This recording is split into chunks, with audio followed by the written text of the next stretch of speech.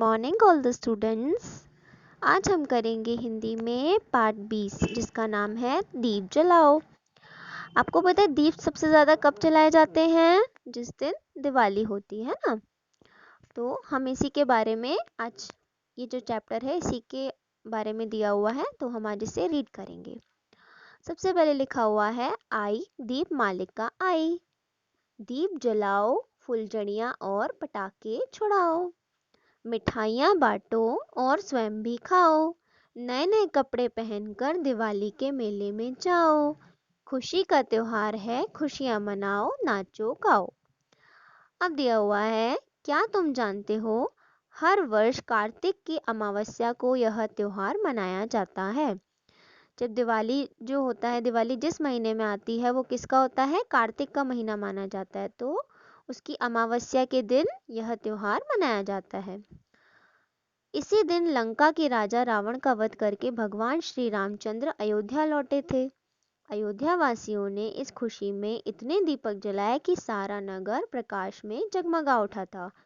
दीपावली दशहरे से जुड़ा हुआ त्योहार है। यह त्योहार दीपावली से 20 दिन पहले अश्विन की दशमी को मनाया जाता है। इसी दिन श्री राम ने रावण का वध किया था। लंका का राजा रावण कैसा था? बड़ा बलवान था, बहुत ज्यादा खतरनाक दिखता था वो। कहते हैं उसके 10 शीश थे, मतलब कि उसके 10 सिर थे। बड़े बड़े राजा और देवता उससे भयभीत रहते थे, यानी डरते थे। वह बड़ा अत्याचारी था, सब पे अत्याचार करता था, मारता था, पीटता था। उसकी राक्षसी सेना साधु और ऋषि मुनियों को सताती और उन्हें यज्ञ तथा पूजा पाठ नहीं करने देती थी। उन्हीं दिनों श्री रामचंद्र लक्ष्मण और सीता सहित वनवास काट रहे थे।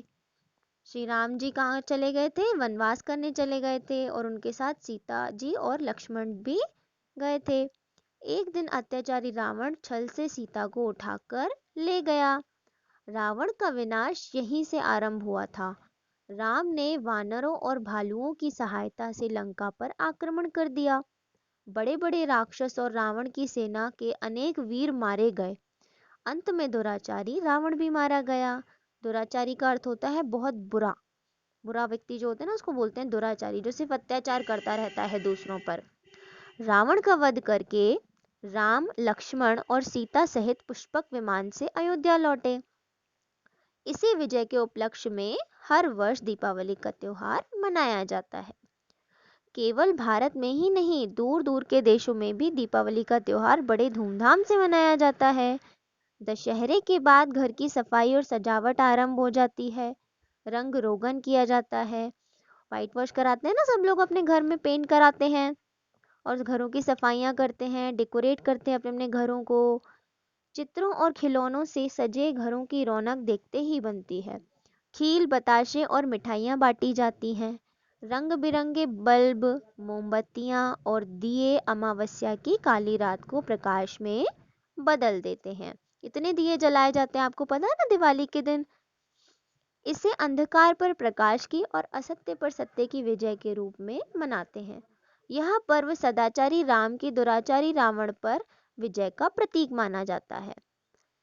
गांव में दीपावली मनाने का बड़ा आकर्षक स्वरूप होता है। दीपावली के समय धान की फसल कट चुकी होती है, नई फसल की बुआई आरंभ हो जाती है। नई फसल के लिए बुआई शुरू हो जाती है। खेत और खलिहानों में दिए जलाकर किसान हर्षोल्लास में डूब जाते हैं, यानी बहुत खुशी मनाते हैं। अधिक से अधिक धन धान्य के लक्ष्मी और गणेश जी की पूजा करते हैं।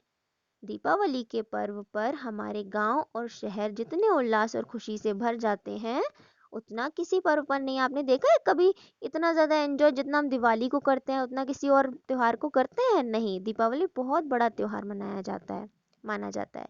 इसलिए दीपावली हमारे सभी पर्वों में श्रेष्ठ है, पर्व यानी कि त्योहारों में। तो आपको क्या करना है, इस चैप्टर को अच्छे से समझना है, और बस ये चैप्टर जो है सिर्फ हमारी रीडिंग के लिए है और नॉलेज के लिए। ये आपके टर्मिनल एग्जाम में नहीं आने वाला है, तो आपको इसे सिर्फ रीड करना है और अच्छे से समझना है। Now class is over, bye bye students, take care.